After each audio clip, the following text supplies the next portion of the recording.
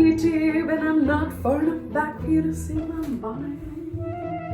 I mean, on camera, doesn't look half bad. In person, maybe a lot sloppy. But you know what? We're more concerned about the camera. How it looks on camera. And on camera, it's not half bad. So you know what? We're going with it.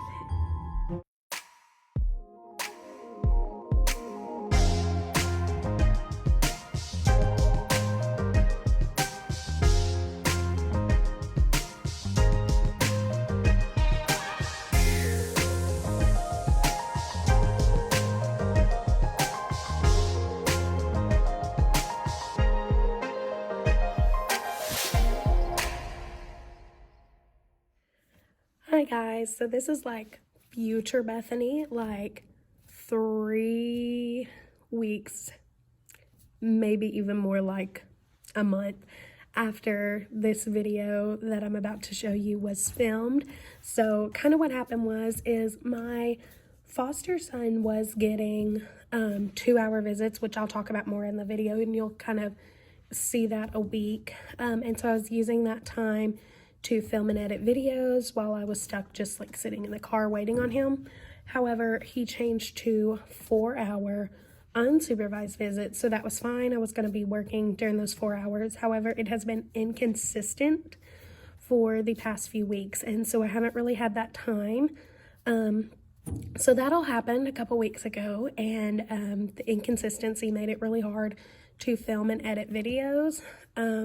Because I would plan to do a film and edit day, but then the visit would get canceled or something would happen and it just wouldn't happen. So anyway, all that to say, I never got to edit this video and get it put up, and I've been meaning to for weeks. And then 2 weeks ago, we had to quarantine because our friend for 2020 hit my family pretty hard. And in fact, my family is still kind of struggling and going through it. Today is my foster son and I's first day back to school, which is awesome, and back to work, so that's awesome.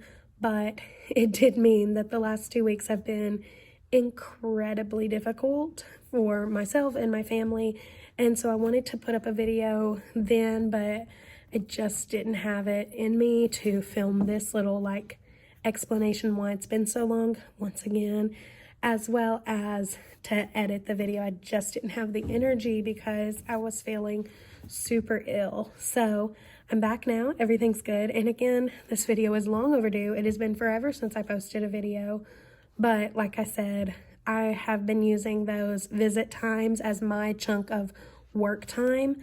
However, with the visits being very inconsistent, and the fact that, oh, I didn't mention this, but I started my master's program a few weeks ago, actually 4 weeks ago.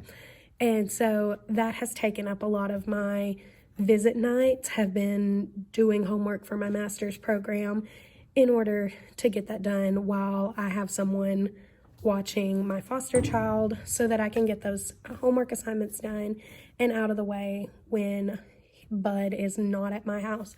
So anyway, all that to say, I haven't had those like 4-hour free time once a week that I used to have, which is when I could film and edit a video, but I haven't had that in a few weeks. Actually, I haven't had that in about 2 months, or not 2 months, about a month and a half. So that's why there's been no video for such a long time, is because I've been sitting on this Q&A video for weeks now and just haven't edited it and uploaded it, but it is being uploaded today. And I'm so excited for you to watch. And if you watch to the end and like for part 2, I will have a part 2 to the video with even more questions being answered. So I love you guys. I'm sorry it's been forever since I posted. And I also wanted to just kind of say thank you.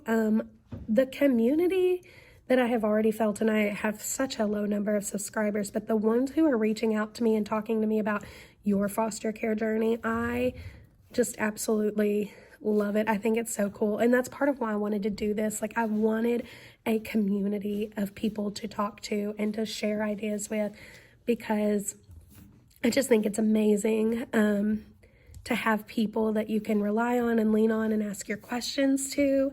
And so I am loving when people comment or ask questions. It makes my day. And in fact, I got a comment the other day about someone talking about how they're a foster parent too.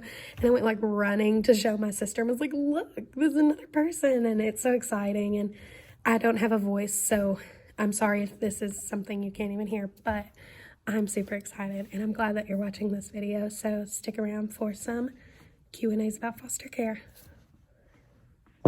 Hi YouTube! So today I wanted to record a video talking about frequently asked questions for foster care. And so I Googled some of the most commonly asked questions and I want to say top 10 questions in foster care and what people want to know. And I'm going to speak on my experience. Now, this is just me as a 24-year-old single foster mom and what I have gone through and the experience I've had. I also want to clarify, I live in Arkansas, so the laws might be a little different, rules might be a little different, but I'm just speaking on me as a foster parent and on my state. So I forgot to get a printout of the questions, so I'm going to have to be going stopping the recording on my phone because I record on my phone, stopping on my phone, looking at the list, coming back to my phone.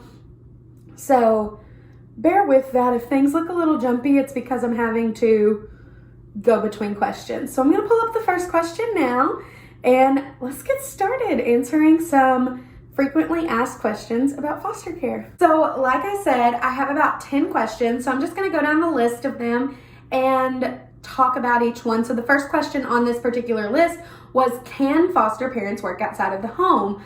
I'm a single foster parent, so if I didn't work outside of the home, I definitely couldn't foster because my job is a teacher, so I have to go to school every day. So yes, the short answer, yes, you can work a full-time job and still be a foster parent. The next question I saw was, do foster children see their biological parents while they're in foster care? And the answer, short answer, is yes. Some kids might have different circumstances, or there might be different circumstances within the family dynamic that remove those, but I know for Arkansas, it is a 4-hour visit weekly. So that is the base standard, is every child gets a 4-hour visit with their biological family weekly. Sometimes that 4-hour visit can be put in paper that is also to be done with siblings. If they're not placed with their siblings, it might be where they get 4 hours with mom and siblings or dad and siblings. The foster child I have right now, he only has 2-hour visits because of some situational things. His biological mom does not get the full 4 hours. And he does get to see a biological sibling while at those meetings. So that's another thing in his paperwork, is that he gets 2 hours with that biological sibling every single week. So I'm going to kind of loop the next two questions together because they kind of go hand in hand. The first question was, what kind of kids are in foster care and who's waiting in foster care? And the second question was, what about behavioral issues, mental health issues, that sort of thing, physical issues with children in foster care? So I'm going to kind of touch on those both briefly. So the first one, what kind of kids are in foster care? Every kind of kid. Children are out there and children exist in the world, and if there's a personality of a child in a normal, stable home with normal, stable parents, there's a personality of that exact same child in foster care. I will say, however, there is more trauma, so there can be behavioral things, there can be abandonment issues, sometimes mental health things come out of that, depression, anxiety, adjustment disorders. Those are all things that kind of come with that child if it's been a traumatic situation, which most of the time, sorry, my eye itches. Most of the time it has been a traumatic situation to be pulled from your family. So I will say there are all types of personalities of children, and there are some behavioral issues. I wouldn't really call them issues. I would call them more behavioral traits or adjustment issues. There is trauma that you have to work through as a foster parent and a foster child. I will say I've had all types of personalities come into my house. My first foster child busted in the front door. She was excited. She was ready to be here. She wanted to know where her room was. She was gung-ho. The second two I had were a little more nervous, a little more apprehensive. The twins that I had, the boy was just he was ready to go. He came in, he found his room, he found his toys, he was good. The girl came in very scared, very shy and apprehensive. And then my last placement that I have right now, he came in super excited to be here. So it just depends on the kid. It depends on how they're feeling about it. you're going to have big, bubbly personalities and you're going to have the quiet, shy personalities. But I will say trauma does play a huge role in both their personality and some of those adjustments and behaviors. The next question is, can children in foster care be adopted? And the answer is yes. If their rights get terminated, you are the first person asked, besides family, if you would like to adopt that child.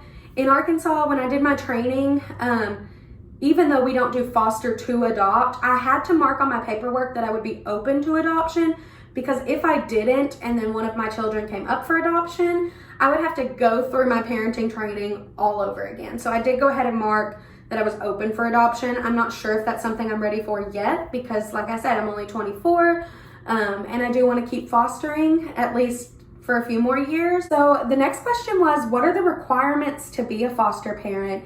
And it's pretty simple. Be 21, not have any outstanding issues with your children.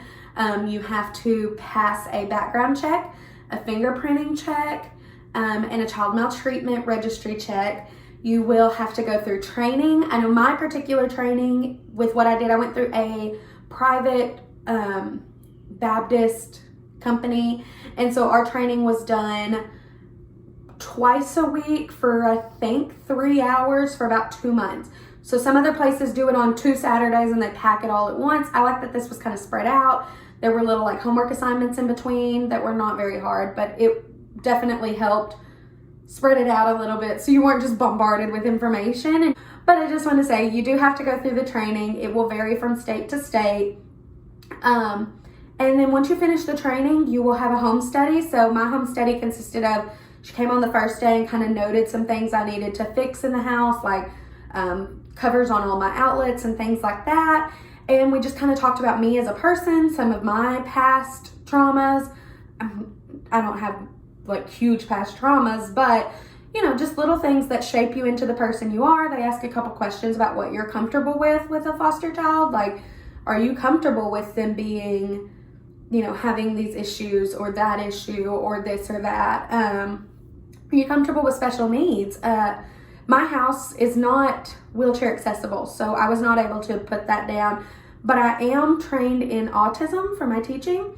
I did a lot of classes in autism because music and autism are very, they coexist together nicely. And so I did a lot of extra training on that. And so as a result, I am open for autistic children and learning disabilities and Down syndrome. So even though I'm not open for physical impairments, I am open for a lot of mental impairments. So I'm off topic again. So anyway, you do your home study, the first one. Then the second one, they come through and they check all that stuff that they told you to fix. And it's a deeper home study. It's really about who you are and how your home runs. If you have children in the home, that'll be when they talk to the children and kind of get an idea of how your home runs. And that can take, the training takes about 2 months. That can take a couple months. I started my training in early October. I signed up in late September, started my training in early October, and did not open until January 1st.